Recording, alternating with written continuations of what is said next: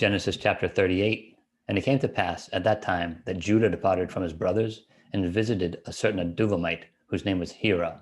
And Judah saw there a daughter of a certain Canaanite whose name was Shua, and he married her and went into her. So she conceived and bore a son, and he called his name Er. She conceived again and bore a second son, and she called his name Onan. And she conceived yet again and bore a son, and called his name Shelah. He was at Chezib when she bore him. Then Judah took a wife for Er his firstborn, and her name was Tamar. But Er, Judah's firstborn, was wicked in the sight of the Lord, and the Lord killed him. And Judah said to Onan, Go into your brother's wife and marry her, and raise up an heir to your brother. But Onan knew that the heir would not be his, and it came to pass, when he went into his brother's wife, that he admitted on the ground, lest he should give an heir to his brother. And the thing which he did displeased the Lord, therefore he killed him also. Then Judah said to Tamar his daughter-in-law, Remain a widow in your father's house till my son Shelah is grown. For he said, Lest he also die like his brothers. And Tamar went and dwelt in her father's house. Now in the process of time, the daughter of Shua, Judah's wife, died, and Judah was comforted and went up to his sheep shearers at Timnah, he and his friend Hira, the Adulamite. And it was told Tamar, saying, Look, your father-in-law is going up to Timnah to shear his sheep.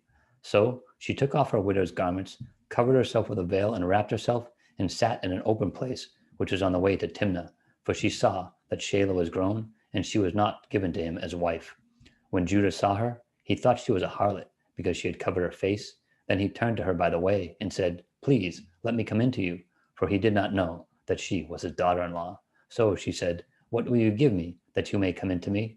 And he said, I will send you a young goat from the flock. So she said, Will you give me a pledge till you send it? Then he said, What pledge shall I give you? So she said, Your signet and cord, and your staff that is in your hand.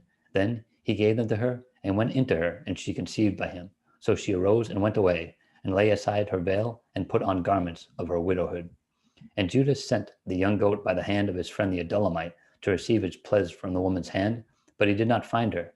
Then he asked the men of that place, saying, Where is the harlot that was openly by the roadside? And they said, There was no harlot in this place. So he returned to Judah and said, I cannot find her. Also, the men of that place said that there was no harlot in this place. Then Judah said, Let her take them for herself, lest we be shamed. For I sent this young goat, and you have not found her. And it came to pass, about 3 months after, that Judah was told, saying, Tamar, your daughter-in-law, has played the harlot. Furthermore, she is with child by harlotry. So Judah said, Bring her out, and let her be burned. So, when she was brought out, she sent to her father-in-law, saying, By the man to whom these belong, I am with child. And she said, Please, determine whose these are, the signet and cord and staff. So Judah acknowledged them, and said, She has been more righteous than I, because I did not give her to Shelah my son. And he never knew her again. Now it came to pass, at the time for giving birth, that behold, twins were in her womb. And so it was, when she was giving birth, that the one put out his hand, and the midwife took a scarlet thread, and bound it on his hand, saying, This one came out first. Then it happened, as he drew back his hand, that his brother came out unexpectedly. And she said, How did you break through? This breach be upon you. Therefore his name was called Perez.